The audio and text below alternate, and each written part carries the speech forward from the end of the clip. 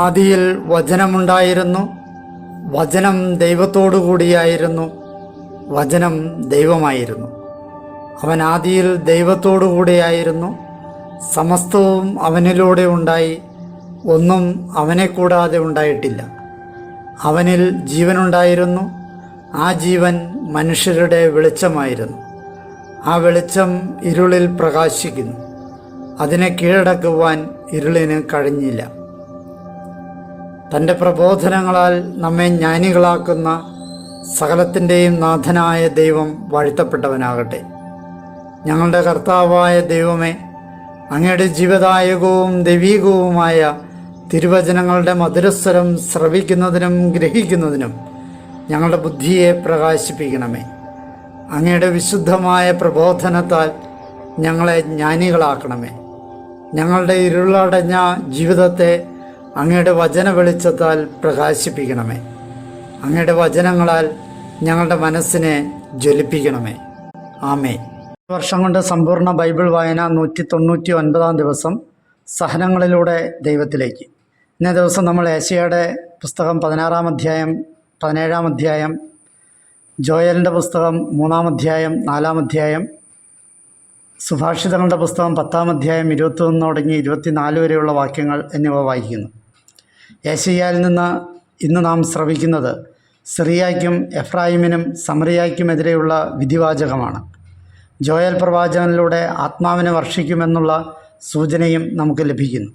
ഏറ്റവും നല്ലതിനെ വെളിയിൽ കൊണ്ടുവരുവാനുള്ള ദൈവത്തിൻ്റെ അവസാന ശ്രമത്തിൻ്റെ ഭാഗമാണ് ജീവിതത്തിലെ വേദനകളും സഹനങ്ങളും.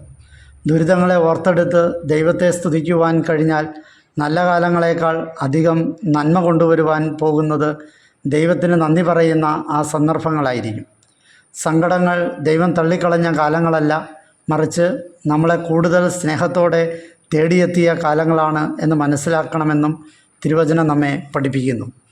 ഏശയ്യായുടെ പുസ്തകം 16-ാം അധ്യായം. ദേശാധിപതിയുടെ മുട്ടാടിനെ സേലായിൽ നിന്ന് മരുഭൂമിയിലേക്ക്, സിയോൻ പുത്രിമാരുടെ മലയിലേക്ക് അയക്കുവിൻ. മോവാബിൻ്റെ പുത്രിമാർ അർണോണിൻ്റെ കടവുകളിൽ കൂട് തകർന്നലയുന്ന പക്ഷികളെ പോലെയായിരിക്കും. ഉപദേശം തരിക, നീതി നടത്തുക. മധ്യാഹ്നവേളയിൽ നിന്റെ നിശാതുല്യമായ നിഴൽ വിരിക്കുക. നിഷ്കാസിതരെ ഒളിപ്പിക്കുക, പലായനം ചെയ്യുന്നവരെ ഒറ്റുകൊടുക്കരുത്. മോവാബെ, എൻ്റെ ഭ്രഷ്ടർ നിന്നോടുകൂടെ വസിക്കട്ടെ. വിനാശകനിൽ നിന്ന് നീ അവർക്ക് അഭയമായിരിക്കുക. കാരണം മർദ്ദകനില്ലാതായി, വിനാശം അവസാനിച്ചു. ചവിട്ടിമെതിക്കുന്നവൻ ദേശത്തു നിന്ന് തിരോധാനം ചെയ്തു. കാരുണ്യത്തോടെ ഒരു സിംഹാസനം സ്ഥാപിക്കപ്പെടും. നീതി അന്വേഷിക്കുകയും വിധിക്കുകയും ചെയ്യുന്നവനും ധർമ്മോത്സുകനുമായ ഒരുവൻ ദാവീദിൻ്റെ കൂടാരത്തിലെ സിംഹാസനത്തിൽ വിശ്വസ്തയോടെ ഉപവിഷ്ടനാകും. മോവാബിൻ്റെ അഹങ്കാരത്തെക്കുറിച്ച് ഞങ്ങൾ കേട്ടു. വലിയ അഹങ്കാരി, അവൻ എത്ര ഗർവിഷ്ഠനും ഉദ്ധതനുമാണ്. അവൻ്റെ വമ്പു പറച്ചിൽ വ്യർത്ഥമാകുന്നു. അതിനാൽ മോവാബിനു വേണ്ടി നിലവിളിക്കട്ടെ, എല്ലാവരും നിലവിളിക്കട്ടെ. കിർഹാരസ്യത്തിൽ മുന്തിരിയടകളെക്കുറിച്ച് നിങ്ങൾ നൊന്തു വിലപിക്കും. എന്തെന്നാൽ ഹെഷ്ബോൺ വയലുകൾ, സിബ്നായിലെ മുന്തിരി വള്ളികൾ വാടിപ്പോയിരിക്കുന്നു. യാസർ വരെ എത്തിയവയും മരുഭൂമി വരെ നീണ്ടുകിടക്കുന്നവയും കടൽ മുറിച്ച് കടന്നവയുമായ അവളുടെ ശാഖകൾ ജനതകളുടെ പ്രഭുക്കന്മാർ അരിഞ്ഞുകളഞ്ഞു. അതിനാൽ സിബ്മായിലെ മുന്തിരിവള്ളിയെ ഞാൻ യാസറിനോടൊത്ത് കരയും. ഹെഷ്ബോണെ, എലയാലെ, എൻ്റെ കണ്ണീർ നിന്നെ നനയ്ക്കും. എന്തെന്നാൽ നിൻ്റെ ഗ്രീഷ്മഫലത്തെയും കൊയ്ത്തിനെയും കുറിച്ചുള്ള ആരവം നിലച്ചിരിക്കുന്നു. ഫലത്തിനും വിളവിനും മേൽ യുദ്ധകാഹളം മുഴങ്ങുന്നു. സന്തോഷവും ആനന്ദവും തോട്ടത്തിൽ നിന്ന് പൊയ്പോയിരിക്കുന്നു. മുന്തിരിത്തോട്ടങ്ങളിൽ ആലാപനമില്ല, ആർപ്പുവിളികളില്ല. മുന്തിരിച്ചക്ക് ചവിട്ടുന്നവന് വീഞ്ഞ് ലഭിക്കുന്നില്ല. ആർപ്പുവിളി ഞാൻ ഇല്ലാതാക്കിയിരിക്കുന്നു. അതിനാൽ എൻ്റെ അന്തരംഗം മോവാബിനെക്കുറിച്ചും ഉള്ളം കിർഹേരസിനെക്കുറിച്ചും വീണക്കമ്പികൾ പോലെ കേഴുന്നു. പൂജാഗിരിയിൽ തളർന്നുവെന്ന് കാണുമ്പോൾ തൻ്റെ വിശുദ്ധ സ്ഥലത്ത് പ്രാർത്ഥിക്കുവാൻ മോവാബ് വരും, എന്നാൽ ഫലമുണ്ടാവുകയില്ല. ഇതാണ് മോവാബിനെക്കുറിച്ച് കർത്താവ് മുമ്പ് അരുൾ ചെയ്തിരുന്ന വചനം. എന്നാൽ കർത്താവ് ഇപ്പോൾ ഇപ്രകാരം അരുൾ ചെയ്യുന്നു: കൂലിക്കാരൻ്റെ വർഷം പോലെ 3 വർഷങ്ങൾക്കുള്ളിൽ മോവാബിൻ്റെ മഹത്വം അവൻ്റെ മുഴുവൻ ജനക്കൂട്ടത്തോടുമൊപ്പം നിന്ദയായി മാറും. ചെറുതും നിസ്സാരവുമായ ശിഷ്ടഭാഗം ദുർബലമായിരിക്കും. ഏശയ്യായുടെ പുസ്തകം 17-ാം അധ്യായം. ദമാസ്കസിനെതിരെ. ദമാസ്കസിനെക്കുറിച്ചുള്ള അരുളപ്പാട്. ഇതാ, ദമാസ്കസ് ഒരു നഗരമല്ലാതാകും, അതൊരു നാശകൂമ്പാരമാകും. അരോയറിൻ്റെ നഗരങ്ങൾ ഉപേക്ഷിക്കപ്പെടും. അവിടെ ആട്ടിൻകൂട്ടങ്ങൾ ഉണ്ടായിരിക്കും, അവ അവിടെ വിശ്രമിക്കും, ആരും അവയെ ഭയപ്പെടുത്തുകയില്ല. എഫ്രായിമിൻ്റെ കോട്ട തകരും, ദമാസ്കസിൻ്റെ രാജ്യം ഇല്ലാതാകും. സിറിയയിൽ അവശേഷിച്ചവർ ഇസ്രായേല്യരുടെ മഹത്വം പോലെയാകും. സൈന്യങ്ങളുടെ കർത്താവ് അരുൾ ചെയ്തിരിക്കുന്നു. അന്ന് യാക്കോബിൻ്റെ മഹത്വം ക്ഷയിച്ചു പോകും, അവൻ്റെ ശരീരത്തിൻ്റെ മേധസ് ക്ഷയിച്ചു പോകും. അത് കൊയ്ത്തുകാരൻ വിളഞ്ഞ ധാന്യം ശേഖരിക്കുന്നത് പോലെയും തൻ്റെ കൈകൊണ്ട് കതിർ കൊയ്തെടുക്കുന്നത് പോലെയും റഫായിം താഴ്വരയിൽ കതിർ ശേഖരിക്കുന്നത് പോലെയും ആയിരിക്കും. ഒലിവ് തല്ലുമ്പോൾ അതിൻ്റെ ഉയർന്ന കൊമ്പുകളുടെ അറ്റത്ത് 2-3 ഫലങ്ങളോ അതിൻ്റെ ശാഖകളിൽ 4-5 കായ്കളോ അവശേഷിക്കുന്നത് പോലെ തന്നെ. ഇസ്രായേലിൻ്റെ ദൈവമായ കർത്താവിൻ്റെ അരുളപ്പാട്. അന്ന് മനുഷ്യൻ തൻ്റെ സ്രഷ്ടാവിനെ നോക്കുകയും ഇസ്രായേലിൻ്റെ പരിശുദ്ധനിലേക്ക് തൻ്റെ കണ്ണുകൾ ഉയർത്തുകയും ചെയ്യും. തൻ്റെ കരവേലയായ ബലിപീഠത്തിലേക്ക് നോക്കുകയോ തൻ്റെ വിരലുകൾ നിർമ്മിച്ച അക്ഷേരാകളെയും ധൂപപീഠങ്ങളെയും വീക്ഷിക്കുകയോ ഇല്ല. അന്ന് അവരുടെ പ്രബല നഗരങ്ങൾ ഇസ്രായേൽ മക്കളുടെ മുമ്പിൽ ഹോറേഷും അമോര്യരും ഉപേക്ഷിച്ചു പോയ പട്ടണങ്ങൾ പോലെയാകും, ശൂന്യമായിത്തീരും. എന്തെന്നാൽ നിങ്ങളുടെ രക്ഷയുടെ ദൈവത്തെ നിങ്ങൾ മറക്കുകയും നിങ്ങളുടെ സുരക്ഷിതത്വത്തിൻ്റെ പാറയെ നിങ്ങൾ വിസ്മരിക്കുകയും ചെയ്തു. അതിനാൽ നിങ്ങൾ മനോഹരങ്ങളായ തോട്ടങ്ങൾ നടുകയും അപരിചിതമായ തണ്ട് കുത്തുകയും ചെയ്യുന്നു. നടുന്ന ദിവസം തന്നെ നീ അതിന് വേലി കെട്ടും.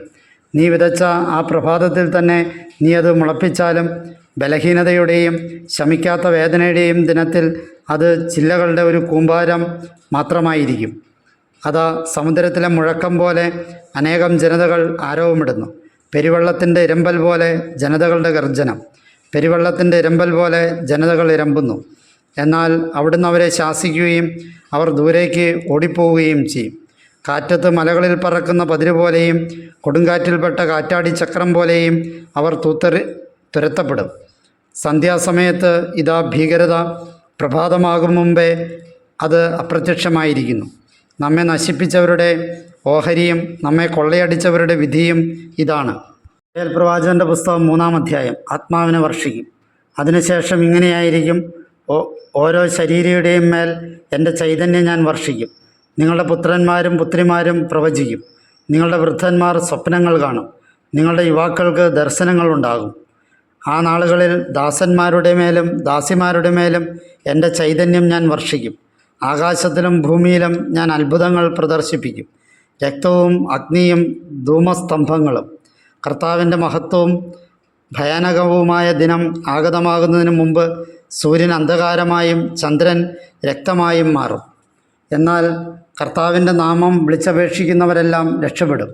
കർത്താവ് അരുൾ ചെയ്തതുപോലെ സിയോൻ പർവ്വതത്തിലും ജെറൂസലേമിലും തീർച്ചയായും രക്ഷപ്പെടലുണ്ടാകും. കർത്താവ് വിളിക്കുന്നവരായ അതിജീവിതരുടെ ഇടയിൽ തന്നെ. യോവേൽ പ്രവാചകൻ്റെ പുസ്തകം 4-ാം അധ്യായം. ജനതകളുടെ മേൽ വിധി. എന്തെന്നാൽ ഇതാ, ഞാൻ യൂദായുടെയും ജെറൂസലേമിൻ്റെയും അടിമത്തം പിൻവലിക്കുന്ന ആ നാളുകളിലും ആ സമയത്തും ഞാൻ എല്ലാ ജനതകളെയും ഒരുമിച്ച് കൂട്ടുകയും യഹോഷാഫാത്ത് താഴ്വരയിലേക്ക് ഇറക്കിക്കൊണ്ടുവരികയും ചെയ്യും. അവർ ജനതകളുടെ ഇടയിൽ ചിതറിച്ച എൻ്റെ ജനവും അവകാശവുമായ ഇസ്രായേലിനെ പ്രതി ഞാൻ അവരുമായി അവിടെ വെച്ച് വ്യവഹാരത്തിന് പോകും. എൻ്റെ ദേശം അവർ വിഹിതം വെച്ചു. എൻ്റെ ജനത്തിനു വേണ്ടി അവർ നറുക്കിട്ടു. ഒരു വേശ്യയ്ക്ക് വേണ്ടി ഒരു ബാലനെ അവർ വിനിമയം ചെയ്യുന്നു. വീഞ്ഞിനു വേണ്ടി ഒരു ബാലികയെ വിറ്റ് അവർ കുടിക്കുന്നു. കൂടാതെ ടയർ, സീദോൻ, സകല ഫിലിസ്തീയ പ്രദേശങ്ങളെ, എന്നോട് നിങ്ങൾക്ക് എന്താണ്? എന്നോട് നിങ്ങൾ പകരം വീട്ടുകയാണോ? എനിക്കെതിരെ നിങ്ങൾ പ്രതികരിച്ചാൽ നിങ്ങളുടെ പ്രതികാരം നിങ്ങളുടെ തന്നെ തലയിൽ വേഗം ഞൊടിയിടയിൽ ഞാൻ തിരിച്ചെത്തിക്കും. എന്തെന്നാൽ നിങ്ങൾ എൻ്റെ വെള്ളിയും സ്വർണവും എടുത്തു. എൻ്റെ അനർഹനിധികൾ നിങ്ങളുടെ ക്ഷേത്രങ്ങളിലേക്ക് കൊണ്ടുപോയി. നിങ്ങൾ യഹൂദ്യരെയും ജെറൂസലേമിനെയും അവരുടെ അതിർത്തികളിൽ നിന്ന് അകറ്റുന്നതിനായി യവനർക്ക് വിറ്റു. ഇതാ, നിങ്ങൾ അവരെ വിറ്റ സ്ഥലത്തു നിന്ന് തന്നെ അവരെ ഞാൻ ഇളക്കിവിടുകയും നിങ്ങളുടെ പ്രതികാരം നിങ്ങളുടെ തന്നെ തലയിൽ തിരിച്ചെത്തിക്കുകയും ചെയ്യും. ഞാൻ നിങ്ങളുടെ പുത്രന്മാരെയും പുത്രിമാരെയും യഹൂദ്യരുടെ കയ്യിൽ വിൽക്കും. അവർ അവരെ വിദൂരത്തുള്ള സബേയർക്ക് വിൽക്കും. എന്തെന്നാൽ കർത്താവ് സംസാരിച്ചിരിക്കുന്നു, ജനതകളുടെ ഇടയിൽ ഇത് വിളംബരം ചെയ്യുവിൻ, യുദ്ധം പ്രഖ്യാപിക്കുവിൻ, ശക്തന്മാരെ ഉണർത്തുവിൻ, സകല യോദ്ധാക്കളും ഒരുമിച്ച് കയറി വരട്ടെ. നിങ്ങളുടെ കൊഴുക്കൾ വാളുകളായും വാക്കത്തികൾ കുന്തങ്ങളായും അടിച്ചു പരത്തുവിൻ. ഞാനൊരു യോദ്ധാവാണെന്ന് ദുർബലൻ പറയട്ടെ. ചുറ്റും നിന്ന് സകല ജനതകളെ സഹായത്തിനെത്തുവിൻ. കർത്താവെ, അങ്ങയുടെ യോദ്ധാക്കളെ അവിടേക്ക് ഒരുമിച്ച് കൂട്ടണമേ. ജനതകൾ ഉണർന്ന് യഹോഷാഫാത്തിൻ്റെ താഴ്വരയിലേക്ക് കയറി വരട്ടെ. എന്തെന്നാൽ ചുറ്റും നിന്നുള്ള സകല ജനതകളെയും ന്യായം വിധിക്കാൻ ഞാൻ അവിടെ ഉപവിഷ്ടനാകും. നിങ്ങൾ അരിവാൾ വീശുവിൻ, വിളവ് പാകമായിരിക്കുന്നല്ലോ, പോയി ചവിട്ടുവിൻ. മുന്തിരിച്ചക്ക് നിറഞ്ഞിരിക്കുന്നു, തൊട്ടികൾ കവിഞ്ഞൊഴുകുന്നു. അവരുടെ ദുഷ്ടത വലുതാണല്ലോ. അനേകർ വിധിയുടെ താഴ്വരയിൽ. എന്തെന്നാൽ വിധിയുടെ താഴ്വരയിൽ കർത്താവിൻ്റെ ദിനം സമീപസ്ഥമാണ്. സൂര്യചന്ദ്രന്മാർ ഇരുണ്ടുപോകുന്നു, നക്ഷത്രങ്ങൾ തങ്ങളുടെ ശോഭ പിടിച്ചു വയ്ക്കുന്നു. ഇസ്രായേലിന് അനുഗ്രഹം. കർത്താവ് സിയോനിൽ നിന്ന് ഗർജിക്കുന്നു, ജെറുസലേമിൽ നിന്ന് അവിടുന്ന് തൻ്റെ ശബ്ദം മുഴക്കുന്നു. ആകാശവും ഭൂമിയും പ്രകമ്പനം കൊള്ളുന്നു. എന്തെന്നാൽ കർത്താവ് തൻ്റെ ജനത്തിന് അഭയമാണ്, ഇസ്രായേല്യർക്ക് ശക്തിദുർഗവും. എൻ്റെ വിശുദ്ധിയുടെ പർവ്വതമായ സിയോനിൽ വസിക്കുന്ന നിങ്ങളുടെ ദൈവമായ കർത്താവാണ് ഞാൻ എന്ന് നിങ്ങൾ അറിയും. ജെറുസലേം വിശുദ്ധ സ്ഥലമായിരിക്കും, അന്യർ മേലിൽ അതിലൂടെ കടന്നു പോവുകയില്ല. ആ ദിനമാകുമ്പോൾ പർവ്വതങ്ങൾ മധുരവീഞ്ഞു പൊഴിക്കും, കുന്നുകൾ പാലൊഴുക്കും, യൂദായിലെ ചാലുകൾ ജലമൊഴുക്കും. കർത്താവിൻ്റെ ആലയത്തിൽ നിന്ന് ഒരു ഉറവ പുറപ്പെട്ട് ഷിത്തീമരുവിയെ കുടിപ്പിക്കും.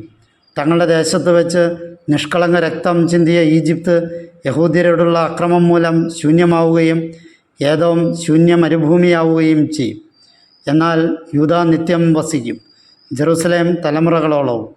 ഞാൻ കുറ്റവിമുക്തമാക്കിയിട്ടില്ലാത്ത അവരുടെ രക്തപാതകം ഞാൻ കുറ്റവിമുക്തമാക്കും. കർത്താവ് സിയോനിൽ വസിക്കുന്നു. ഭാഷിതങ്ങളുടെ പുസ്തകം 10-ാം അധ്യായം 21 തുടങ്ങി 24 വരെയുള്ള തിരുവചനങ്ങൾ. നീതിമാൻ്റെ അധരങ്ങൾ അനേകരെ പരിപോഷിപ്പിക്കുന്നു, വിഡ്ഢികൾ ബുദ്ധിശൂന്യത മൂലം മൃതിയടയുന്നു. കർത്താവിൻ്റെ അനുഗ്രഹമാണ് സമ്പത്തുളവാക്കുന്നത്, അവിടുന്ന് അതിനോട് കഷ്ടത കൂട്ടിച്ചേർക്കുന്നില്ല. ആഭാസകൃത്യം ചെയ്യുന്നത് മൂഢന് വിനോദം പോലെയാണ്, വിവേകിയായ വ്യക്തിക്ക് ജ്ഞാനം പിന്തുടരുന്നതും. ദുഷ്ടൻ്റെ ഭയം തന്നെ അവന് വന്നു ഭവിക്കും. നീതിമാന്മാരുടെ ആഗ്രഹം അവിടുന്ന് നടത്തി കൊടുക്കുന്നു.